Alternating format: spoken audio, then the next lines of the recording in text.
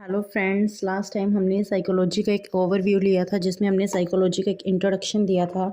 उसको हमने बड़ी ही बेहतरीन ट्रिक्स के साथ में लर्न भी किया था, जिससे मुझे पूरी उम्मीद है कि आपको वो सब समझ आया होगा। तो आज हम बाल विकास के सिद्धांत को पढ़ने जा रहे हैं। हाँ जी, बाल विकास के सिद्धांत ये एक ऐसा इंपॉर्टेंट सब टॉपिक है जो कि हर टेट एग्जाम में आता है। बाल विकास के सिद्धांत, सबसे पहले बात है कि बाल विकास है क्या। जब भी हम किसी टॉपिक को पढ़ते हैं हमें पता होना चाहिए कि उसका मीनिंग क्या है। तो बाल विकास क्या है? बाल विकास का मीनिंग है जब कोई बच्चा, जब कोई बालक, बालक का यहाँ मीनिंग है बालक या बालिका, जब कोई बालक गर्भावस्था से किशोरावस्था तक उसके हर स्टेज का अध्ययन किया जाता है तो उसे बाल विकास कहा जाता है। कि गर्भावस्था में उस बच्चे की कितनी ज़्यादा ग्रोथ हो रही थी और आगे जाते जाते शैशवावस्था में बच्चा कैसा है, बाल्यावस्था में कैसा है और किशोरावस्था में कैसा है। हाँ जी, इसमें हमारे एक बहुत ही प्रसिद्ध मनोवैज्ञानिक हैं मिसेस हरलॉक।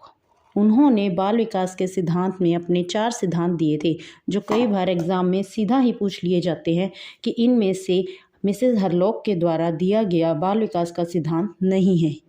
हाँ जी, तो हम उनके बारे में आज डिस्कस करेंगे। पहले देखिए जी, अकॉर्डिंग टू मिसेस हरलॉक ने कौन कौन से सिद्धांत बताए हैं। देखिए, आकार में परिवर्तन, जैसे जैसे एक बच्चा बड़ा होता जाता है, आप सबको पता है कि जैसे जैसे उसकी फिजिकली ग्रोथ होती है तो एक बच्चा पहले छोटा होता है, उसके कान, उसके नाक, उसके अकॉर्डिंग उसके छोटे होते हैं, धीरे धीरे उन सभी चीज़ों में क्या होने लग जाता है, परिवर्तन आने लग जाता है। तो ये हमारा फर्स्ट सिद्धांत था, आकार में परिवर्तन।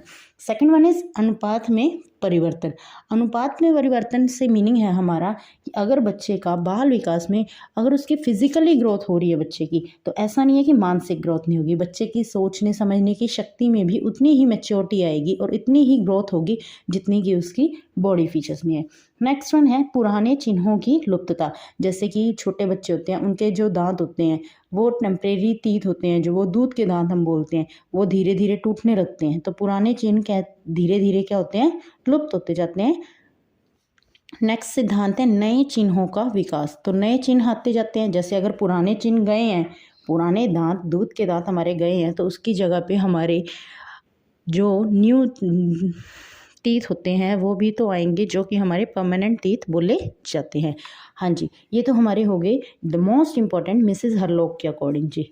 नेक्स्ट वन हम अगर बात करें विकास के सिद्धांत की, तो जो भी क्वेश्चन उठाया जाता है, कई बार क्या होता है अप्लाइड क्वेश्चन होता है, तो वो भी हम ये टोटल 17 सिद्धांत हैं, उनके अकॉर्डिंग हम आसानी से पता लगा लेंगे कि बच्चे के सिद्धांत इसके अकॉर्डिंग हो रहा है या नहीं हो रहा। फर्स्ट ऑफ ऑल है विकास के सिद्धांत में दिशा का सिद्धांत।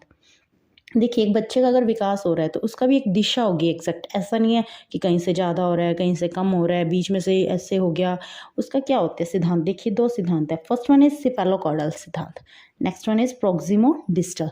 सिफेलोकॉडल को हम मस्तक बोधमुखी भी कह सकते हैं। इसका मतलब है जब भी बच्चा होता है उसका विकास शुरू, तो सबसे पहले उसके सिर का विकास शुरू होता है, धीरे धीरे वो लेग्स की तरफ आता है। जैसे आप छोटे बच्चे को देखते हैं, सबसे पहले वो अपना सिर उठाना शुरू करता है, फिर धीरे धीरे अपने गर्दन के सहारे गर्दन के सहारे अपने सिर को खड़ा करने लगता है और धीरे धीरे वो बैठने लगता है।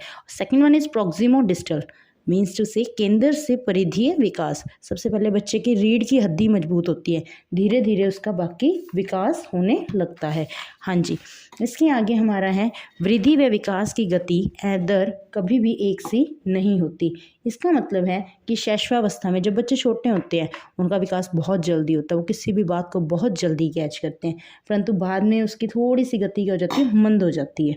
और जब वो किशोरावस्था में आते हैं, किशोरावस्था का मतलब है थोड़ी यंग एज, एडोलसेंस, उसमें आते हैं तो फिर से बच्चों की जो विकास की गति होती है वो तेज हो जाती है। तो इसके अकॉर्डिंग हम कह सकते हैं वृद्धि और विकास की गति और दर एक सी नहीं होती। नेक्स्ट वन इज विकास क्रम का सिद्धांत। इसका मतलब है विकास क्रम का सिद्धांत हमें पता है, सबसे पहले बच्चा गर्भावस्था में आएगा, फिर वो छोटा सा शिशु होगा, शैशवावस्था, इन्फेंसी जिसे हम बोल देते हैं, फिर बच्चा किस में आएगा, बाल्यावस्था में, फिर किशोरावस्था में। इसी तरह से हमें पता है बच्चा सबसे पहले लिसनिंग, सबसे पहले सुनना शुरू करता है, फिर स्पीकिंग, एज फॉर स्पीकिंग, बोलना शुरू करता है, then R stands for reading, फिर पढ़ना शुरू करता है, then W stands for writing, फिर लिखना शुरू करता है। इसी तरह से हमारा फोर्थ सिद्धांत है परस्पर संबंध का सिद्धांत। परस्पर संबंध का सिद्धांत से यहाँ पे मीनिंग है कि बच्चा जो भी वर्क करता है अपने विकास के टाइम पे, बच्चे का जो भी विकास होता है शारीरिक, मानसिक, सामाजिक और स्वयंगात्मक, ये सारा ही बच्चे का निरंतर होता रहता है। निरंतर विकास का सिद्धांत। निरंतर विकास का सिद्धांत का मतलब है बच्चे में कोई भी चेंज एकदम से नहीं आता कि हम कहें कि बच्चे को कोई आइडिया आ रहा है, तो ऐसा नहीं है कि बच्चे को एक स्टेज पे आके अपने आप वो आइडिया आ गया। बच्चे ने धीरे धीरे कुछ फैक्ट्स इकट्ठे किए, छोटी अपनी एज में कुछ एक्सपीरियंस इकट्ठे किए, तब जाके बच्चे को कोई आइडिया आया। तो इसको हम कह देते हैं निरंतर विकास का सिद्धांत। नेक्स्ट वन इज एकीकरण का सिद्धांत। एकीकरण का सिद्धांत का मतलब है बच्चा पहले संपूर्ण अंगों को और फिर अंगों के भागों को चलाना, हिलाना, डुलाना शुरू करता है। जैसे हम छोटे बच्चों को देखते हैं, वो पहले पूरा ऐसे कैसे अपना हाथ ऐसे ऐसे करते हैं, ऐसे ऐसे धीरे धीरे वो अपनी फिंगर से उठाने लगते हैं, उसी को हम क्या कह देते हैं, एकीकरण का सिद्धांत। नेक्स्ट वन इज विकास है जो वो लंबवत ना होकर क्या है, चक्राकार होता है। चक्राकार होता है। चक्राकार को हम वर्तुलाकार भी कह सकते हैं। इसका मतलब है अगर बच्चे के लंबाई में वृद्धि होगी तो उसके साथ साथ उस बच्चे की चौड़ाई में भी वृद्धि होगी। अगर विकास है जो बच्चे का वो वर्तुलाकार रूप में होता है, तो इसका मतलब है कि बच्चा एक अवस्था से जब दूसरी अवस्था में प्रवेश करता है तो बालक में लंबाई में वृद्धि होगी, तो साथ ही साथ बालक की चौड़ाई में भी वृद्धि होगी। हाँ जी, नेक्स्ट वन हमारा जो सिद्धांत है वो है वंशानुक्रम व वातावरण की अंतःक्रिया का सिद्धांत। मोस्ट इम्पॉर्टेंट सिद्धांत है। बहुत ही कम चांसेस है कि इस सिद्धांत से क्वेश्चन ना पूछा गया हो। वंशानुक्रम व वातावरण की अंतःक्रिया का सिद्धांत।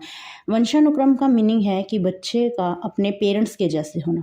वातावरण का मतलब है बच्चा अपने आर पर जो भी चीज़ें देखता है उसका बच्चे के ऊपर इफेक्ट पड़ना। अब ऐसा तो है नहीं कि एक बच्चा सिर्फ और सिर्फ अपने माता पिता के जैसा है, अपने जैसे पेरेंट्स को देखता है बस उसके जैसा ही बनेगा, नहीं।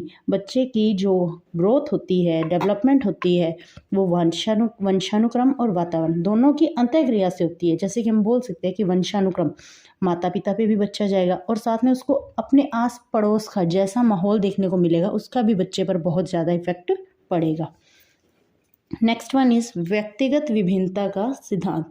इस सिद्धांत से यह मतलब है कि कोई भी दो बालक चाहे वो एक ही एज के हो, कोई भी दो बालक चाहे वो एक ही एज के हों, उनका कभी भी जो विकास है वो एक जैसा नहीं होता।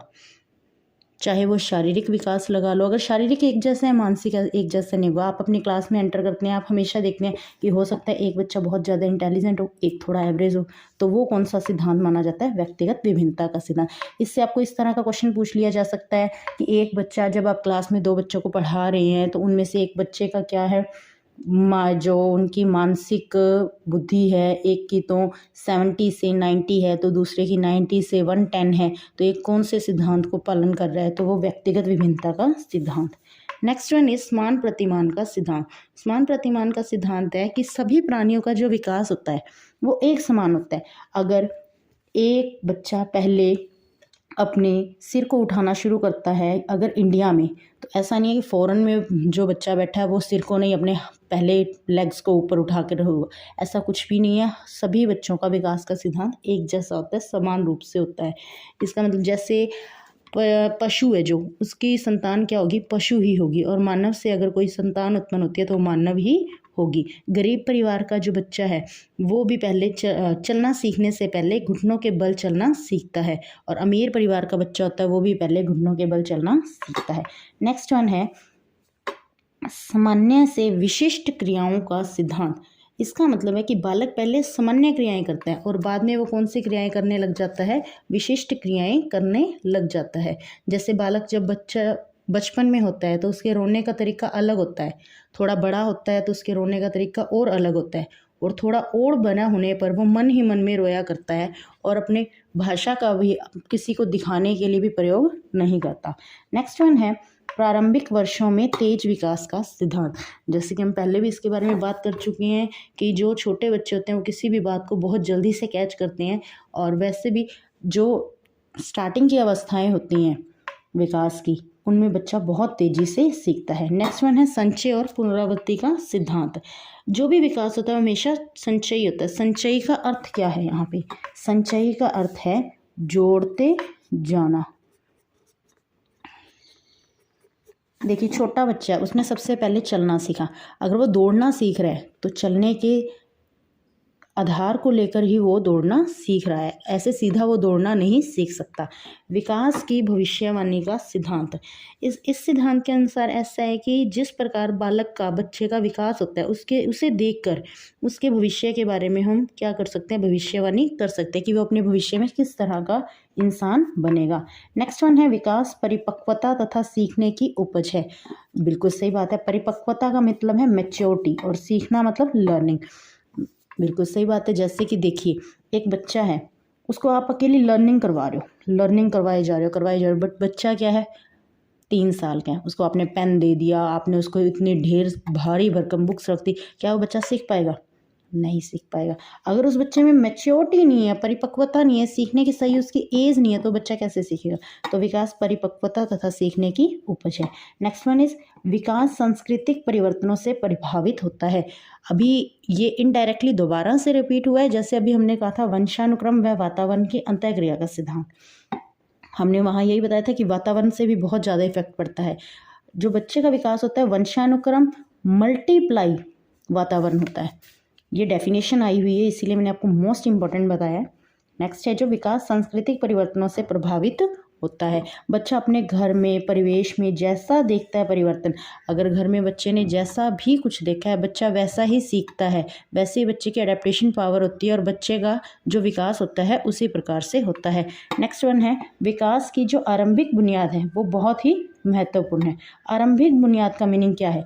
आरंभिक बुनियाद का मीनिंग, हम हमेशा यही बात अपने आसपास भी सुनते हैं कि बच्चे को जो भी सिखाना है शुरू में सिखा दो, इसीलिए बच्चा सीखता है अच्छे से। वो बच्चे पे बहुत ज़्यादा इफ़ेक्ट डालती है वो चीज़ें। क्यों?